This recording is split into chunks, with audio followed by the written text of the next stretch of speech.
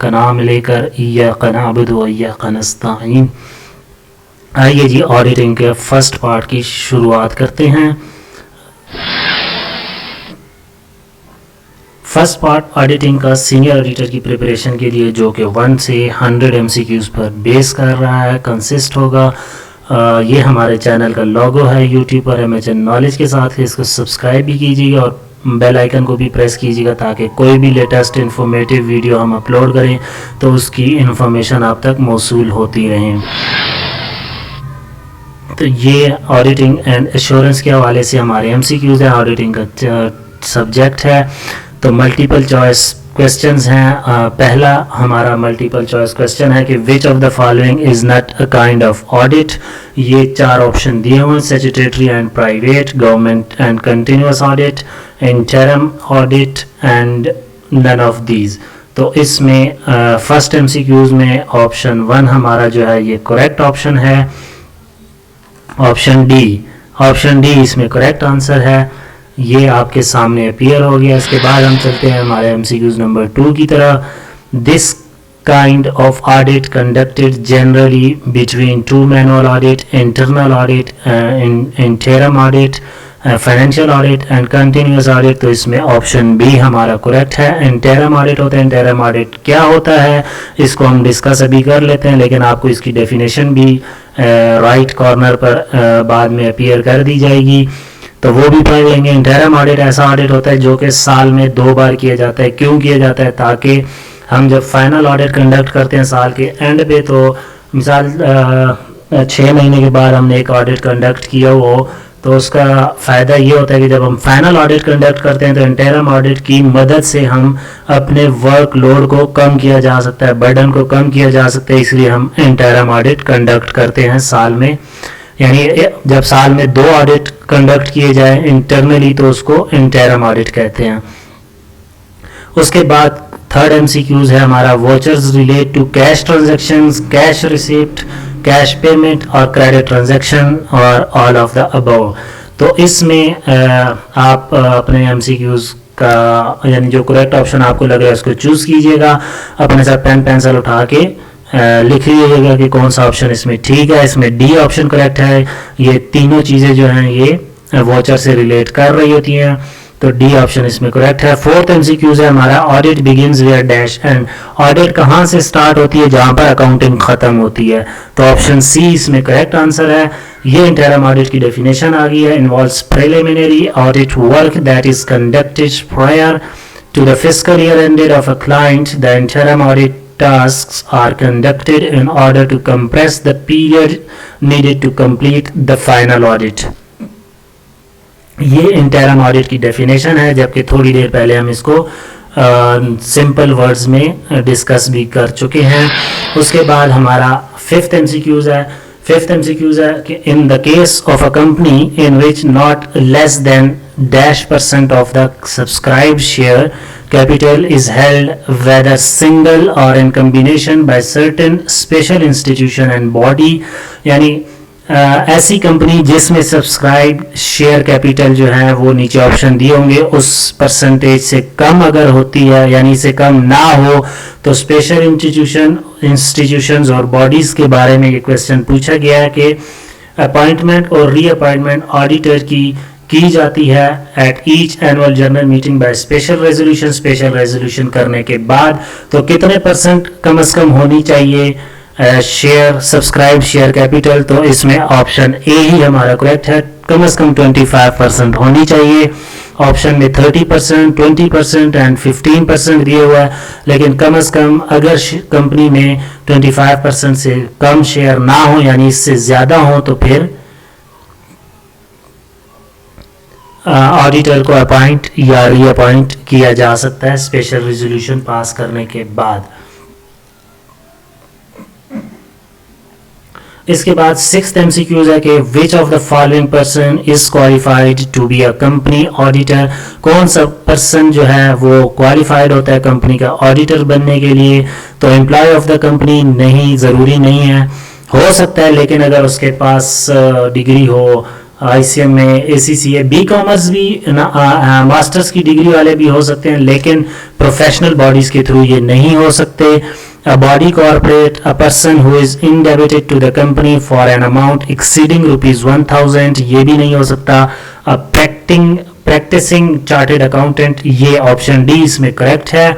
उसके बाद है कि when the auditor is an employee of the organization being audited, यानी अगर कोई एम्प्लॉय ऑर्गेनाइजेशन का ऑडिटर है जिस ऑर्गेनाइजेशन को ऑडिट किया जा रहा है, तो audit is classified as internal audit. यानी इंटरनल का यानी इंग्लिश में मतलब भी यही है कि अंदरूनी, यानी जो एम्प्लॉय होता है उसी के बारे में बात की जा रही है, तो ये इंटरनल ऑडिट कहलाता है. ये ऑप्शन इसमें करेक्ट है. एक्सटर्नल का मतलब बाहर से अगर ऑडिटर को हायर किया जाता है.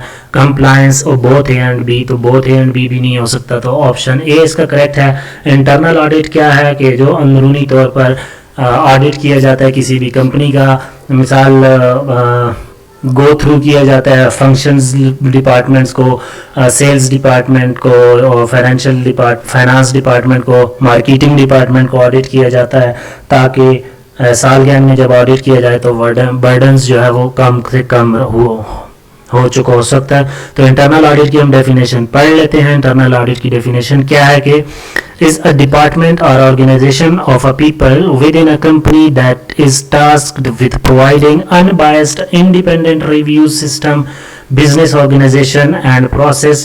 जो ऑडिट होता है ना, जो भी ऑडिटर जो ऑडिट कर रहा होता है, तो उसका हमेशा के तौर पर जो ये ऑडिटर जो होता है वो एक इंडिपेंडेंट बॉडी होती है.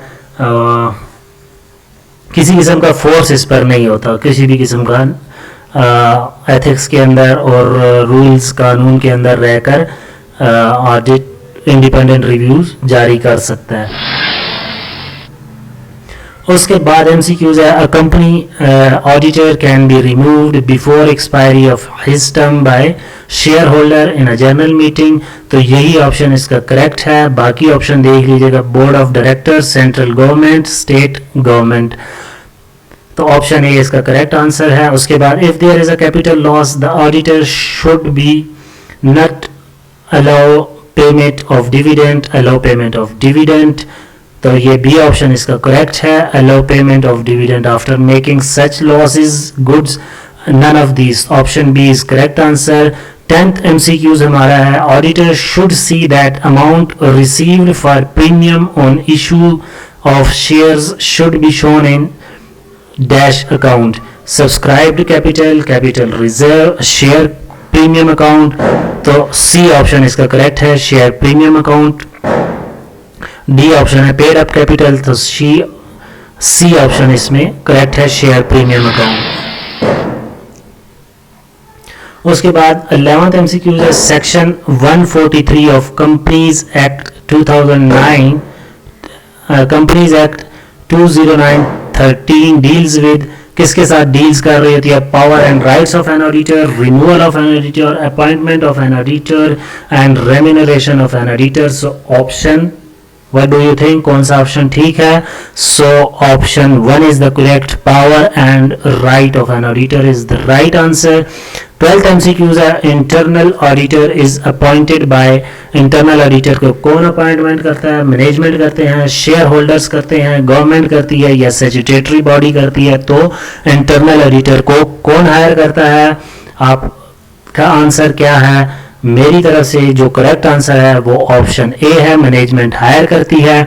इसके बाद 13th MCQs है. Share premium account should be shown in the balance sheet under paid up capital, subscribed capital, reserve and surplus and reserved capital. तो मेरी तरफ से जो मोस्ट करेक्ट आंसर है, शेयर प्रीमियम अकाउंट को शो किया जाता है under the balance sheet, reserve and surplus account. C is the correct answer. So 14th MCQs है. Dash is the medium through which auditor expresses his opinion on the state of affair of client business dash audit report. Option B audit certificate, audit program, audit planning. So 14th MCQs का correct option जो है वो option A है, audit report. 15th MCQs है कि dash is specific guideline and direction for efficient and effective completion of the audit work on timely and daily basis so as to minimize audit risk. तो ये definition है audit planning की. Audit planning एक ऐसा specific guideline और direction provide करती है जिसके ज़रिए से इफ़ेक्टिव और एफिशिएंटली तरीके से ऑडिट के वर्क को टाइमली और डेली बेसिस पर कंप्लीट किया जा सकता है, यानी ऑडिट रिस्क को मिनिमाइज किया जा सकता है. तो वो होती है ऑडिट प्लानिंग. ऑप्शन ए इसका, ऑप्शन 15th में option A is correct answer है. ऑप्शन बी नहीं है, ऑडिट रिपोर्ट नहीं है बल्कि ऑडिट प्लानिंग. ए ऑप्शन इसका करेक्ट है. काइंडली इसको करेक्ट कर लीजिएगा. ऑडिट रिपोर्ट जो है ये करेक्ट ऑप्शन नहीं है. ऑडिट प्लानिंग की ये डेफिनेशन होती है. ऑडिट प्लानिंग हमने की हो तो ऑडिट रिस्क को मिनिमाइज किया जा सकता है. उसके बाद 16th MCQs की तरफ जाते हैं. Dash is a method of organizing the accounting system of a business concern or a factory by which the duties of various clerk are arranged in such a way that the work of one person is automatically checked by another person. तो आपकी नज़र में option कौन सा ठीक है? मेरे ख्याल से यानी एक्यूरेट आंसर जो है 100% करेक्ट ऑप्शन है ऑप्शन बी. इंटरनल चेक ही एक ऐसा मेथड है जो कि ऑटोमेटिकली चेक करता है एक बंदे का काम दूसरे बंदे. Internal check. Option B is the correct answer for MCQs number 16. 17th MCQs है. Internal check is a part of dash. तो internal audit, external audit, internal accounting, internal control. तो 17th में option internal check is a part of internal control. D option इसका correct है. 18th MCQs है. Civil liability of an auditor implies liability for misappropriation of cash, misappropriation of goods, fraud, misfeasance. तो इसमें 18th में option D जो है ये correct answer है. हमारा 19th MCQs की तरफ चलते हैं. 19th MCQs क्या कह रहा है कि if an auditor is not appointed at annual general meeting he is appointed by the dash. So the central government, board of directors, shareholders, companies, law board. So 19th में option मेरे हिसाब से A option correct है जो कि 100% correct answer है. आपके हिसाब से कौन सा आंसर करेक्ट हो सकता है? अपने साथ पेन पेंसिल रखिएगा और अपने ऑप्शन भी लिखते जाइएगा ताकि आपको अपनी भी तैयारी का एग्जामिनेशन कर सकें. तो ऑप्शन ए 19th में करेक्ट है. 20th MCQs are the audit that is made compulsory under statute is called statutory audit, partial audit, complete audit or continuous audit. So इसमें आपके हिसाब से कौन सा ऑप्शन ठीक होना चाहिए? अपने पेंसिल के थ्रू डायरी पर लिख लीजिएगा. मेरे हिसाब से एक्यूरेट आंसर इसका ऑप्शन ए है, स्टैट्यूटरी ऑडिट. 20 में MCQs नंबर में ऑप्शन ए जो है वो करेक्ट है. 21st MCQs में पूछ रहे हैं कि ऑडिट मींस, ऑडिट का मतलब क्या होता है? रिकॉर्डिंग ऑफ बिजनेस ट्रांजैक्शंस नहीं, अकाउंटिंग का काम होता है.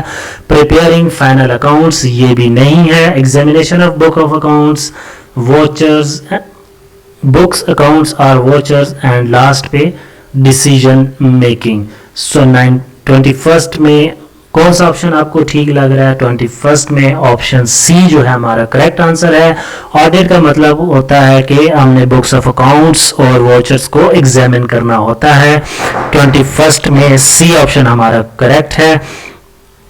22nd MCQs है. when a transaction hasn't been made in the books of account either wholly or partially, such error are called. तो इस एरर को क्या कहते हैं? एरर ऑफ कमीशन कहते हैं, एरर ऑफ ओमिशन कहते हैं, कंपनसेटिंग एरर कहते हैं या none of the above. MCQs में क्या पूछ रहे हैं कि जब ट्रांजैक्शंस हम रिकॉर्ड ही ना करें फुली तौर पे या पार्शली हम रिकॉर्ड कर लें और पार्शली मिस कर दें तो फिर इस एरर को क्या कहते हैं? इस एरर को हम ऑप्शन बी कहते हैं, एरर ऑफ ओमिशन कहते हैं. ऑप्शन बी इसमें हमारा करेक्ट है. 23rd MCQs हमारा है कि the liability of an auditor can be civil, criminal, civil and criminal and financial.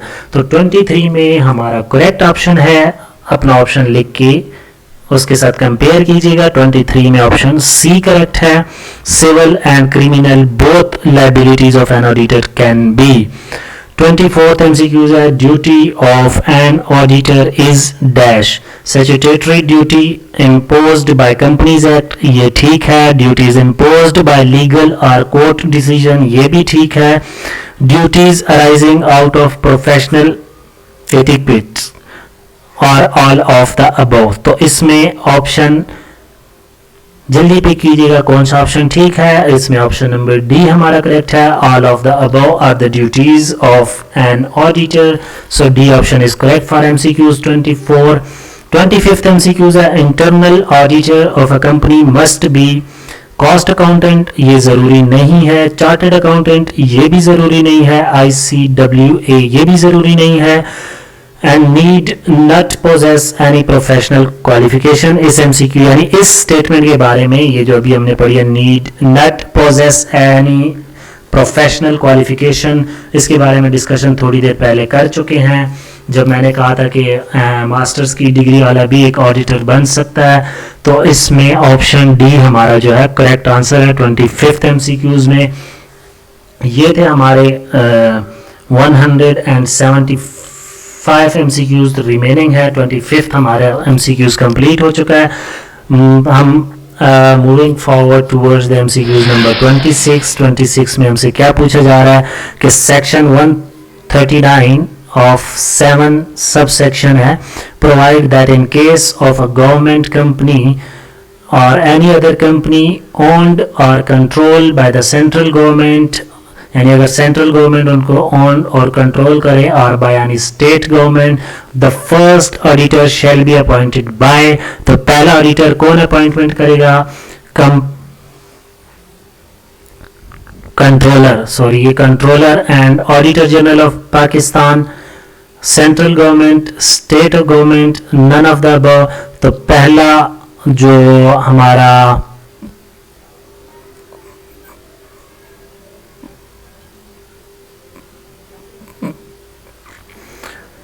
26 में ऑप्शन ए हमारा करेक्ट है। Objective of internal audit includes dash, proper control, perfect accounting system, asset protection और all of the above.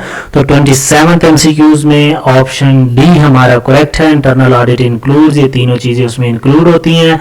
28th MCQs हमारे से क्या पूछ रहे हैं कि internal control include, internal control में क्या इंक्लूड होता है? इंटरनल कंट्रोल में internal audit, internal check, both internal audit and internal check, internal check and external check. तो एक्सटर्नल चेक इंक्लूड नहीं होता है, इसलिए इसमें ऑप्शन सी हमारा करेक्ट है। Internal and internal audit and internal check ये दोनों इंक्लूड होते हैं, तो सी ऑप्शन हमारा करेक्ट है। 29th MCQs में हमसे पूछा जा रहा है dash is examination of all documentary evidence which are available to the support the authentically of transaction inter in the client records. 29th MCQs में हमारा ये जो डेफिनेशन हमें दी हुई है, ये डेफिनेशन रिप्रेजेंट कर रही है वॉचर को, तो watching second option B is correct answer for 29th MCQs। 30th MCQs में क्या पूछ रहे हैं? Section 140 of companies act 2013 deals with dash, removal of an auditor, appointment of an auditor, remuneration of an auditor or none of the above. 30th MCQs में option A हमारा correct है, removal of an auditor. 31st MCQs में हमसे क्या पूछा जा रहा है कि the management audit otherwise called as, यानी management audit otherwise called as 31st MCQs, financial audit, efficiency audit, cost audit, cash audit. So management audit otherwise called as efficiency audit इसको कहते हैं। 31st MCQs में B option ठीक है। 32nd MCQs है हमारा audit के सब्जेक्ट का, audit done by the employ of the business undertaking is called final audit, internal audit, यानी audit done by employees, employees की तरफ से अगर ऑडिट डन किया जाता है तो वो इंटरनल ऑडिट कहलाता है। बी ऑप्शन इसमें ठीक है। 33rd MCQs है, which of the following is not kind of audit, audit का इनमें से कौन सा ऑडिट ऐसा है जो ऑडिट की एग्ज़ाम नहीं है। तो 33rd MCQs में हमसे ऑडिट के बारे में पूछा जा रहा है कि उसकी इनमें से कौन सी एग्ज़ाम नहीं है। तो statutory and private audit, audit की एग्ज़ाम है। गवर्नमेंट एंड कंटिन्यूस ऑडिट की एग्ज़ाम नहीं है। Final interim management audit, audit की एग्ज़ाम नहीं है। तो ऑप्शन डी इसमें करेक्ट है। ये तीनों जो हैं ऑडिट की किस्में नहीं हैं, तो none of the above. 34th MCQs है, effective internal check system reduces the liability of auditor, work of auditor, responsibility of auditor and none of these। 34th MCQs में the effective internal check system reduces work of auditor, B option ठीक है हमारा। 35th MCQs है, misappropriation of goods may be checked by proper supervision over stock, punishment of employees, checking of employees, none of the above। तो 35th MCQs में हमारा most correct answer जो है वो ऑप्शन बी है, चेकिंग ऑफ एम्प्लॉयज़ होता है। B option हमारा करेक्ट है। 36th MCQs में हमसे क्या पूछा जा रहा है, auditor has no line on audit notebook, इस पर होती है। ऑडिट वर्किंग पेपर, इस पर होती है। Books of account of clients, इस पर नहीं होती। सो 36 में ऑप्शन सी हमारा करेक्ट आंसर है। 37th MCQs है, accounting standard are prepared by SEBI, RBI, ASB, ITA।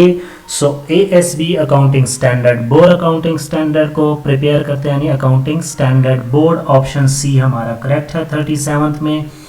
38th MCQs हमारा, cost auditor submit report to share holder board of directors, board of directors को ऑडिटर्स जो है report पेश करते हैं। एम्प्लॉयज़ क्रेडिटर्स, ऑप्शन बी इसमें हमारा करेक्ट है। 39th MCQs है हमारा, bonus share are issued to new members existing share holder. So option B हमारा करेक्ट है। बोनसेस हमेशा एग्जिस्टिंग शेयर होल्डर को दिए जाते हैं, उनको इशू किए जाते हैं। Employees none of the above, तो बी ऑप्शन हमारा करेक्ट है। 40th MCQs है, window dressing implies checking wastage, under valuation of asset, over valuation of assets। so 40th MCQs में ऑप्शन सी हमारा करेक्ट होगा।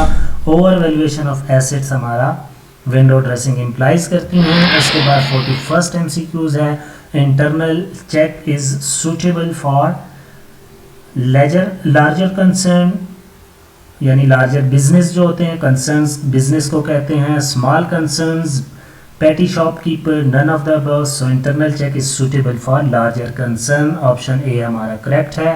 42nd MCQs में हमसे पूछा जा रहा है, final audit implies final checking accounts to reveal fraud, नहीं। Audit for submitting report immediately at the end of year, ये भी नहीं है। ऑडिट ऑफ बैंकिंग कंपनीज, ये भी नहीं है। Audit of accounts at the end of year. So option D हमारा करेक्ट है। सबसे पहले MCQs को सॉल्व करने से पहले ऑप्शन देख लीजिएगा कि यानी स्टेटमेंट पढ़ने के बाद जब ऑप्शन पढ़ लें तो जो MCQs का ऑप्शन आपको 100% पता हो कि ये नहीं है, उनको साइड पे कर लीजिएगा। बाकी में से फिर अगर आपको मिसाल MCQs का आंसर नहीं भी आता तो गैस करें, उसमें MCQs के ऑप्शन के करेक्ट होने के चांसेस ज़्यादा होते हैं। 43rd MCQs है, remuneration of internal audit it's fixed by management. So option A ही इसका करेक्ट है। इंटरनल ऑडिटर की सैलरीज या रेम्यूनरेशन जो है वो फिक्स करती है मैनेजमेंट। 44th MCQs है, the objective of audit planning is dash to give appropriate attention to all important areas of audit. ये ऑब्जेक्टिव ऑडिट प्लानिंग का नहीं होता। ऑडिट प्लानिंग की डेफिनेशन का MCQs हम पहले कर चुके हैं। आई थिंक 3rd MCQs था या 4th था, जो भी था, बहरहाल पहले डिस्कशन हो चुकी है। To identify the potentials problem, all of the above, to coordinate with other auditor and expert. So 44th में ऑप्शन सी हमारा करेक्ट है, ऑल ऑफ द अबव, यानी ये तीनों चीज़ें जो हैं ये ऑडिट की प्लानिंग के ऑब्जेक्टिव होते हैं। To give appropriate attention to all important areas of audit, ठीक है, ये भी प्लानिंग का हिस्सा होता है। टू आइडेंटिफाई पोटेंशियल्स प्रॉब्लम ये भी होते हैं, to coordinate work with other auditors and experts, so all of the about C option हमारा करेक्ट है 44th MCQs में। 45th MCQs है हमारा audit paper are the property of client auditor, both the client and auditors the audit committee, so 45th MCQs में हमारा B option ठीक है auditor.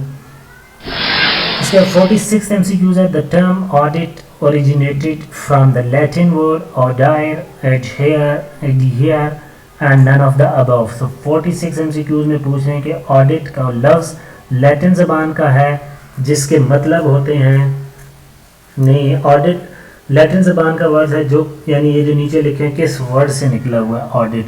MCQ number 46 में हमारा करेक्ट ऑप्शन जो है वो ऑडायर होगा, ए ऑप्शन हमारा करेक्ट है। ऑडिट का लफ्ज़ लैटिन ज़बान का है जो इस ऑडायर से निकला हुआ है। 47th MCQs है sole proprietary concerns are dash to get their financial statement audited by independent financial auditor, legally required, not legally required, ethically required, not ethically required, so not legally required, B option जो है हमारा correct है। Sole proprietorship के लिए legally required नहीं होता कि वो अपने फाइनेंशियल स्टेटमेंट्स को ऑडिट करवाए लाजमी तौर पर।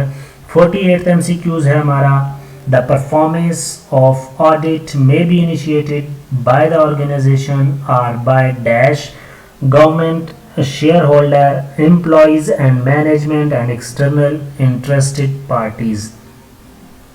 so 48 में correct option जो है external interested parties, option D हमारा correct answer है 48th MCQs का। उसके बाद 49th MCQs है balance sheet audit is also known as, यानी अगर बैलेंस शीट ऑडिट हो जाए तो उसको इन चारों ऑप्शन में से भी कुछ कहा जा सकता है, तो वो क्या कहते हैं उसको, continuous audit, annual audit, internal audit और फाइनेंशियल ऑडिट। सो 49 में ऑप्शन डी हमारा करेक्ट है, फाइनेंशियल ऑडिट कहते हैं उसको। 50th MCQs है dash lays out the strategy to be followed to conduct an audit, an action plan, an audit plan, an audit program, or all of the above। so an action plan lays out the strategies to be followed to conduct an audit। so option A हमारा इसमें correct है। ये हो गए हमारे 50th MCQs। 150 अभी रहते हैं। ये 51st MCQs है बिग पार्डन, इनके आंसर्स जो हैं पहले से शो हो चुके हैं। सो इस 5 MCQs ऐसे इनको आप गो थ्रू कर लीजिएगा, पढ़ लेते हैं। Auditor should determine the dash and timing of the audit report, determine the form and the timing of audit report, dash followed the enterprises affect the audit plan accounting and audit policies followed by the enterprises affect the audit plan। while framing an audit plan, auditor should ascertain his dash caused by various legislation on him, right terms of appointment and responsibility।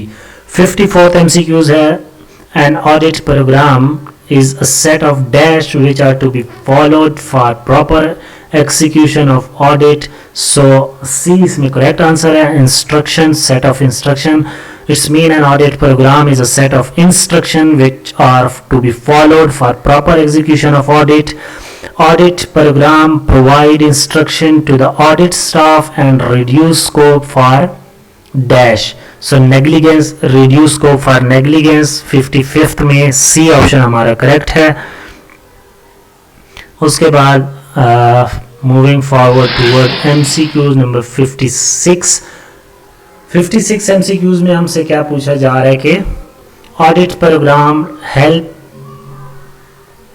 in fixing dash for the work done among the staff as work done may be traced back to the individual staff members। so audit program helps in fixing dash, so responsibility को पूरा करती है, को मदद करती है for the work done among the audit staff as work done may be traced back to the individual staff member। 56 में हमारा ऑप्शन डी करेक्ट है।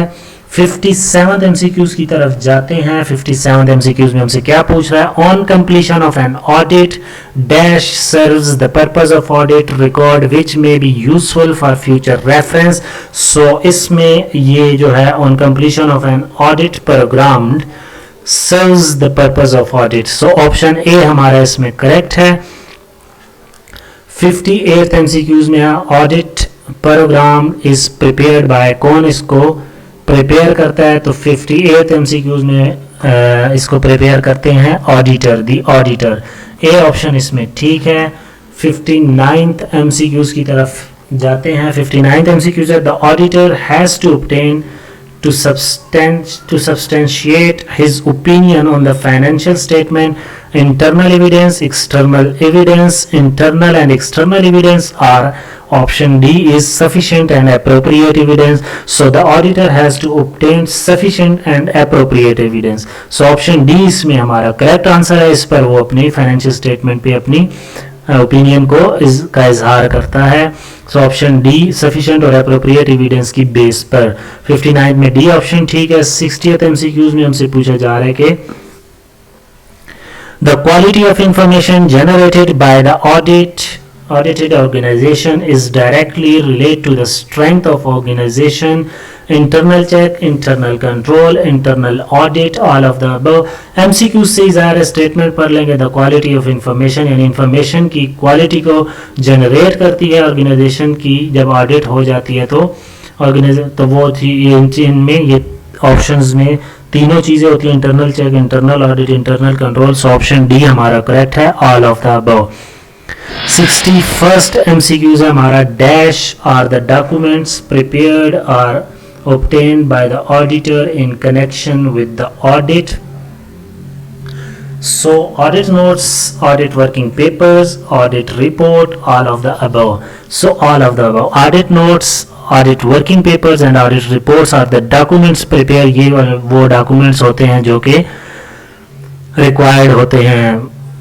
are the documents prepared or obtained by auditor in connection with the audit। so ये तीनों किस्म के documents जो हैं तैयार किए जाते हैं या इसको obtain किया जाता है ऑडिट के लिए ऑडिटर्स की जानिब से। तो ऑप्शन डी हमारा करेक्ट है इसमें। 62nd MCQs है working paper help in proper planning and performance. So 62nd में सी ऑप्शन हमारा करेक्ट है। 62nd MCQ। 63rd MCQs में हमसे पूछा जा रहा है the auditors working paper are divided into two parts, permanent audit file and current audit file, permanent audit file and temporary audit file, temporary audit file and current audit file, current audit file and transitory audit file. So auditor working papers को दो हिस्सों में तकसीम किया जाता है। एक part उसका होता है परमानेंट ऑडिट फाइल और दूसरे पार्ट को कहते हैं करंट ऑडिट फाइल। सो ऑप्शन ए इसमें हमारा ठीक है। 64th MCQs है on appointment of subsequent auditors. ये सब्सीक्वेंट का जो है सिनोनिम्स भी आया हुआ था इंग्लिश में, तो इसका सिनोनिम्स होता है फॉर्मर, यानी अभी सब्सीक्वेंट का मतलब होता है पहले जो हायर हुआ था उसके बाद जो हमने हायर करना है। इसके बारे में MCQs है the company must give intimation within 7 days of such appointment to the board of directors, the registrar of companies, the auditors so appointed, the central government. तो 64 में उन्होंने the auditors so appointment, C option हमारा correct होगा। in case the board of director fails to appoint the first auditors within 1 month of its incorporation, the dash may appoint it the first auditor, managing director, chairman of the company or member of the company in general meeting। so C member of the company in general meeting. अगर board of director 30 दिन के अंदर पहले auditor को appoint करने में नाकाम हो जाते हैं कंपनी के बनने के बाद, तो फर्स्ट ऑडिटर को फिर member of the companies in general meeting में अपॉइंट किया जाता है। सी ऑप्शन इसमें करेक्ट है। 66 MCQs में हमसे क्या पूछा जा रहा है कि एग्जाम्पल ऑफ कैजुअल वैकेंसी और vacancy arising due to resignation of the auditor. इसकी वजह से भी कैजुअल वैकेंसी जो है वो अराइज होती है, डेथ ऑफ ऑडिटर की वजह से भी होती है, डिसक्वालिफिकेशन ऑफ ऑडिटर की वजह से भी होती है। तो 66 में ऑप्शन डी हमारा करेक्ट है। ये तीनों रीजन अगर हो तो कैजुअल वैकेंसी जो है वो अराइज होती है। 67th MCQs में हमसे पूछा जा रहा है कि if no auditors are appointed or reappointed at the annual general meeting the dash may appoint of a person to fill the vacancy. 67th MCQs में बोर्ड ऑफ डायरेक्टर्स को अपॉइंट करते हैं, companies in general meeting appoint करती है, central government appoint करती है और controller and auditor general of Pakistan hire करते हैं। तो इसमें करेक्ट आंसर जो है वो ऑप्शन सी है, सेंट्रल गवर्नमेंट। अगर एनुअल जनरल मीटिंग में अपॉइंटमेंट या रीअपॉइंटमेंट नहीं होती ऑडिटर की तो फिर सेंट्रल गवर्नमेंट जो है वो ऑडिटर्स को अपॉइंट करते हैं। सी ऑप्शन इसका करेक्ट है। 67th MCQs है। ऊपर हमारे चैनल का लोगो आपके सामने शो हो रहा है, काइंडली इस चैनल को सब्सक्राइब कीजिएगा और बेल आइकन को प्रेस कीजिएगा अगर आप ये वीडियो देख रहे हैं। तो 67th MCQs है हमारा। 68th MCQs, आप MCQs के लिए पेन और डायरी रखिएगा, खुद भी MCQs पढ़कर ऑप्शन सेलेक्ट कीजिएगा कि आपकी इससे आपको फ़ायदा ये होगा कि आपकी अभी तक कितनी तैयारी हुई है उसको आप एनालिसिस कर सकेंगे। Failure to give notice regarding filling of casual vacancy to the central government, यानी सेंट्रल गवर्नमेंट को अगर आपने अभी तक कैजुअल वैकेंसी को फिल नहीं किया तो उसके नोटिस को यानी failure to notice central government को नोटिस नहीं किया and offence punishable with fine, who of the following are person on whom such fine can be imposed? So director, company, every officer of the company or every officer of the company. So option D इसमें correct है, company और every officer of the company को fine impose किया जा सकता है। 66th MCQs में D option correct है। 68 में 69th MCQs है, a statutory auditor dash also as internal auditor of the company can act, cannot act, through can act, but ethically shouldn't act, none of the above. So option B हमारा correct है। Cannot act, a statutory auditor cannot act also as internal auditor of the company.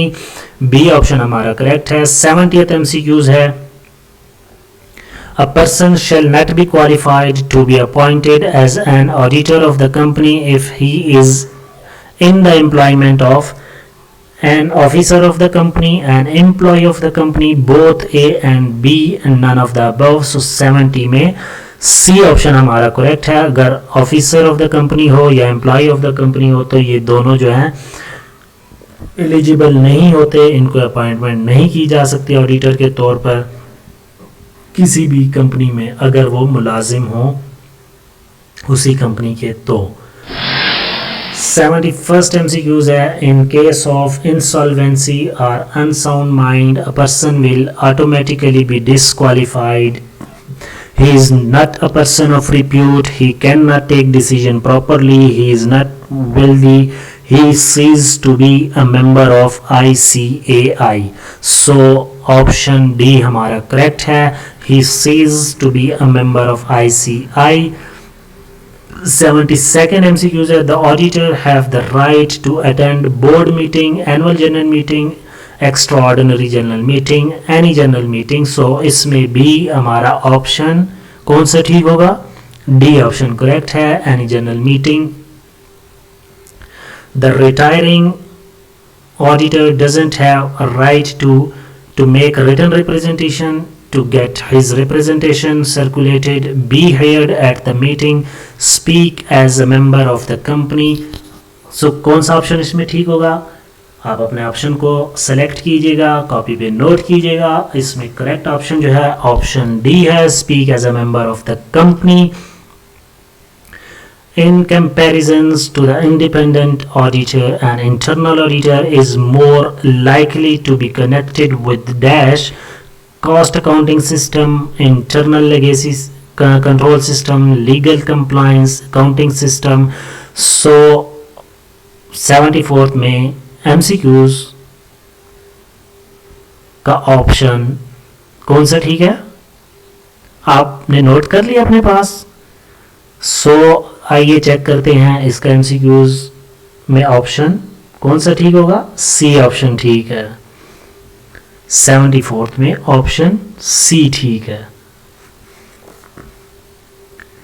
In comparison to the independent auditor, an internal auditor is more likely to be, या option B ठीक है, इंटरनल की बात हो रही है, यानी independent auditor and internal auditor is more likely to be connect with, जो इंडिपेंडेंट ऑडिटर यानी बाहर के जो ऑडिटर होते हैं वो तो हो सकता है कॉस्ट, लीगल, अकाउंटिंग ये सारी चीज़ें देख रहा होता है, लेकिन जो इंटरनल होता है वो इंटरनल कंट्रोल सिस्टम को ही देख रहा होता है। बी ऑप्शन ठीक है, बिग पॉर्डन। 75th में whether the management can restrict the scope of work of an external auditor, yes, no, in some case, if shareholder permit, तो ऑडिटर के काम को, एक्सटर्नल ऑडिटर के स्कोप को कोई मैनेजमेंट का बंदा नहीं रोक सकता। सो ऑप्शन बी इसमें करेक्ट होगा। 75th MCQs हमारे कंप्लीट हो चुके हैं। 76th MCQs है, it is the duty of the auditor to make a report to the member of the company on accounts examined by him. So option D is correct answer because sentence complete ही तब होता है कि it is the duty of auditor, auditor की ये duty होती है कि वो रिपोर्ट तैयार करे कंपनीज के मेंबर्स के लिए, अकाउंट्स जो उसने एग्जामिन किए हुए हैं उसकी बेस पर। So make a report, D option इसमें करेक्ट है। 77th MCQs है हमारा, auditor report is the expert opinion expressed by the auditor as to the fairness of dash. So 77th MCQs में ऑप्शन फाइनेंशियल पोजीशन नहीं, general position नहीं, auditor report is the expert opinion expressed by the auditor as to the fairness of financial statements. C option इसमें correct है हमारा। 78th MCQs है, auditor report is addressed to the member of the company and is considered at the board's meeting. No, AGM, yes, AGM of the company auditor report को addressed किया जाता है। So B option इसमें हमारा correct है 78th MCQs में। 79 MCQs है, due to lack of audit evidence, auditor issues qualified opinion, unqualified opinion, adverse opinion और डिस्क्लेमर ऑफ ओपिनियन। तो आपकी राय में 78th में 79th MCQs में कौन सा ऑप्शन ठीक है? मेरे हिसाब से 100% एक्यूरेट ऑप्शन जो है वो है क्वालिफाइड ओपिनियन। क्वालिफाइड ओपिनियन को वो जारी कर देता है अगर उसको कुछ issues face due to lack of audit evidence. So auditor issues qualified opinion. 79th में ए ऑप्शन ठीक है। यानी क्वालिफाइड ओपिनियन का यही मतलब होता है कि अगर कुछ उसमें मिस्टेक है, कुछ इंफॉर्मेशन उसके पास नहीं है तो क्वालिफाइड ओपिनियन दे देते हैं। जब true and fair views show कर रहा होता है तो फिर अनक्वालिफाइड ओपिनियन दे देते हैं। फिर 80th MCQs है ऑडिटिंग का, when an auditor doesn't have any objection regarding the information under audit, then he issues an unqualified opinion. C option ठीक होगा। अभी 79th MCQs में थोड़ी सी डिस्कशन हो चुकी है, जब कोई ऑब्जेक्शन नहीं होगा तो फिर वो अनक्वालिफाइड ओपिनियन जो है वो जारी कर देता है, और जब कोई ओपिनियन होता है या लैक ऑफ एविडेंस होता है ऑडिट का तो फिर वो अनक्वालिफाइड ओपिनियन क्वालिफाइड ओपिनियन जारी करता है, और जब कोई ऑब्जेक्शन नहीं होता तो फिर अनक्वालिफाइड ओपिनियन जारी कर देता है। 81st MCQ, the auditor has report to management, honors, government appointing authority. So 81 में auditor has to report appointing authority. Appointing authority को उन्होंने रिपोर्ट करना होता है। 81st MCQs में ऑप्शन बी हमारा ठीक है, जबकि 80th में सी ऑप्शन ठीक था। 82nd MCQs है हमारा, the auditor must have a thorough understanding of entity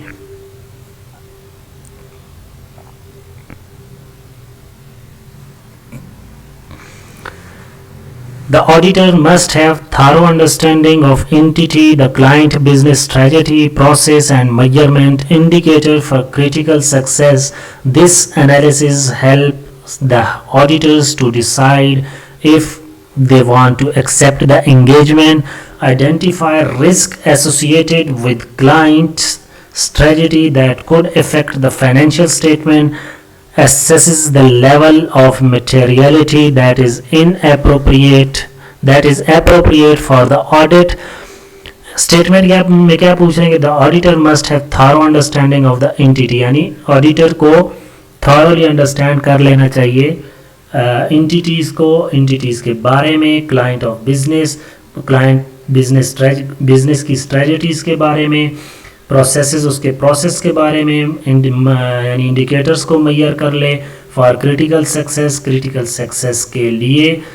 तो this analysis will help auditors to identify risk associate with client strategy that could effect the financial statement. So इसमें option B हमारा correct होगा।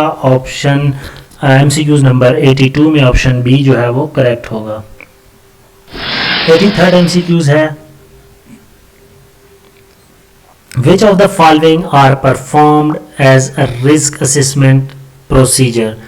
Observation, inquiry, analytical review and all of the above. तो ये पूछ रहे हैं risk assessment procedure के बारे में पूछा जा रहा है, तो इसमें ये तीनों चीजें इंक्लूड होती हैं, तो all of the above, D option इसमें ठीक है। Proper segregation of duties reduce the opportunity in which person would both, यानी अगर ड्यूटीज़ को प्रॉपरली सेग्रीगेट किया जाए, सेपरेट यानी सेग्रीगेट मतलब सेपरेट अलहदा किया जाए, हर एक को अपने रोल्स के बारे में बता दिया जाए, तो वो अपॉर्चुनिटी क्रिएट करती है दोनों के लिए। Establish control and execute them, record cash receipt and cash payment, perpetuate errors and fraud and conceal them, record the transaction in journal and ledger. So 84th में ऑप्शन सी हमारा correct है, perpetuate errors and frauds and conceals them, option C हमारा correct है। 85th MCQs है हमारा, misstatement may result from an accuracy in gathering or processing data from which financial statements are prepared, an omission of amount or disclosure, an incorrect account estimate, all of the above. All of the above इसमें correct है। Miss statement में ये तीनों चीज़ें include होती हैं, तो D option जो है 85th MCQs का करेक्ट है। 86 है, misstatement can be arise from error, fraud, both A and B and none of these. So सीधी सी बात है कि एरर और फ्रॉड की वजह से मिस स्टेटमेंट जो है वो अराइज होती हैं। सो ऑप्शन सी हमारा करेक्ट है, दोनों की वजह से होती हैं। 87th MCQs में हमसे ऑडिटिंग में पूछा जा रहा है कि sufficient audit evidence is a measurement of quality of audit evidence, quantity of audit evidence, both A and B and none of the above. So sufficient audit evidence is a measurement of quantity of audit evidence होती है, B option इसमें हमारा correct है। 87th MCQs में 88 MCQs है हमारा, depending upon the nature audit evidence can be classified as visual evidence, oral evidence, documentary evidence or all of the above. तो 88 MCQs में आपके ख्याल में कौन सा ऑप्शन ठीक है? 88 MCQs में depending upon the nature audit evidence can be classified as, depending upon nature of audit evidence can be classified as visual, oral and documentary evidence. तो ये तीनों चीज़ें इसमें इंक्लूड होती हैं, all of the above होगा, D option इसमें correct है। Depending upon source audit evidence can be classified as internal audit evidence, external audit evidence, both A and B and none of the above. So internal audit evidence and external audit evidence दोनों होती हैं. So option C हमारा correct होगा. Which of the following is not internal audit evidence? Bank reconciliation statement, bank statement, तो bank statement तो बाहर की होती है. सो ऑप्शन बी हमारा करेक्ट होगा. ये जो है इंटरनल ऑडिट एविडेंस नहीं होती क्योंकि ये बैंक तैयार करती है, बैंक से हम जाकर ले आते हैं. सो ऑप्शन बी इसमें करेक्ट है, नॉट इंटरनल ऑडिट एविडेंस है. Which of the following is not external audit evidence? Bank statement, purchase invoice, external confirmation.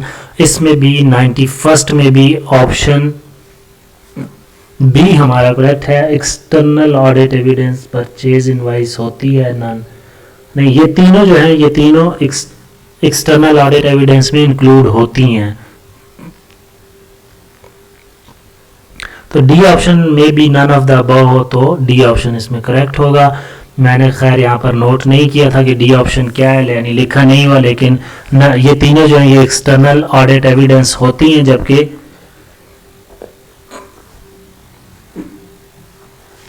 इस MCQs को गो थ्रू कर लीजिएगा कि इसका करेक्ट ऑप्शन क्या है, लेकिन नन ऑफ द अबव, बल्कि बैंक स्टेटमेंट भी एक्सटर्नल ऑडिट होती है. ऑल ऑफ द अबव होगा. ये तीनों चीज़ें जो एक्सटर्नल ऑडिट एविडेंस में इंक्लूड होती हैं.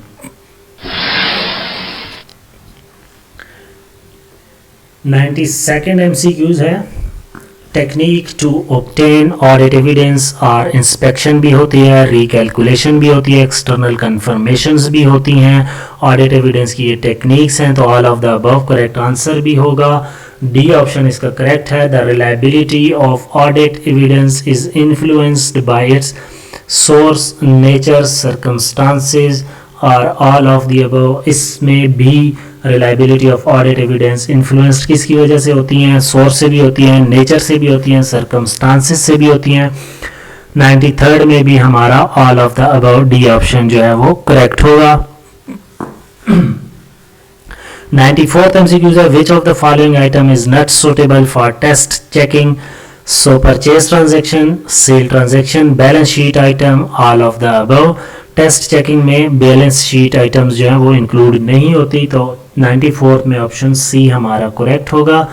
95th MCQs are related party transaction may have the following features: a person or entity under common control, yes; owner who are closely family member, yes; and common key management, yes. So 95th में भी MCQs में D option जो है हमारा correct होगा.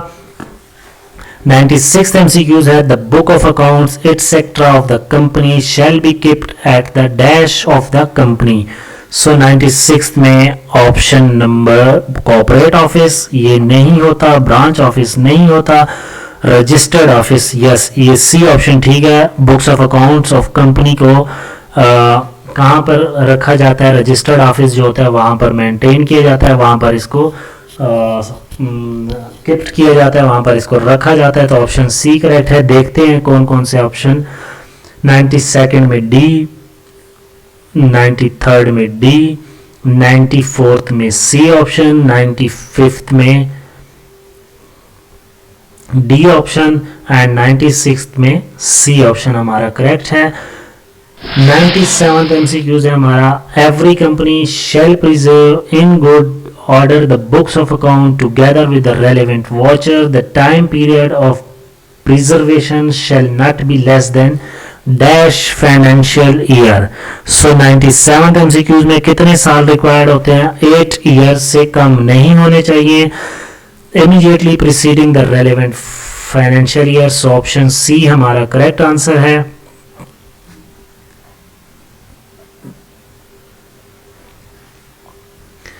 If the financial statement do not comply with accounting standard, the company shall disclose in its financial statement. 98th में the deviation from the accounting standard, the reason for such deviation and dash, the financial effect if any arising out of such deviation, all of the above. So 98th में statement में क्या पूछ रहा है कि financial statement जो है वो कंप्लाई नहीं करती with accounting standard the company shall disclose in its financial statement. अगर वो कंप्लाई नहीं करती अकाउंटिंग स्टैंडर्ड को तो फिर उनको ये नीचे जो ऑप्शन दिए हैं कह रहे हैं इसमें से किस चीज़ को डिस्क्लोज करना चाहिए, तो वो ये तीनों चीज़ों को डिस्क्लोज करेगी। तो all of these, option D इसमें करेक्ट होगा। 99th MCQs है the auditor report shall be attached to annual report, board report, cost audit report if any, every financial statement. So the auditor report shall be attached to every financial statement. D option इसमें हमारा correct है। अब हम एक और कदम आगे बढ़ते हैं हमारे 100 MCQs की जानिब, जो कि पार्ट 1 का लास्ट MCQs है। Proprietary audit refers to verification of accounts, examination account of property concern, inquiry against justification and necessity of express audit of government companies। तो ये थे हमारे 100 MCQs। 100th MCQs का करेक्ट ऑप्शन जो है वो ऑप्शन सी होगा। तो ये थे हमारे 100 MCQs जो कि कंप्लीट हो चुके हैं ऑडिट के सीनियर ऑडिटर की तैयारी के लिए। उम्मीद करते हैं आपको अगर ये वीडियो देख लें तो इंशाल्लाह आपकी कुछ ना कुछ तैयारी लाजमी हो जाएगी। इस MCQs से कुछ ना कुछ सवाल लाजमी पेपर में आते हैं और ये वो MCQs हैं जो मोस्ट बेसिक MCQs हैं ऑडिट के टॉपिक, ऑडिट सब्जेक्ट से रिलेटेड। तो ये थी हमारी पार्ट 1 वीडियो ऑडिट सब्जेक्ट के 100 MCQs पर बेस कर रही थी। हमारी नेक्स्ट वीडियो हम बहुत जल्द बनाएंगे और हम अपने YouTube चैनल MHN नॉलेज पर उसको अपलोड भी करेंगे।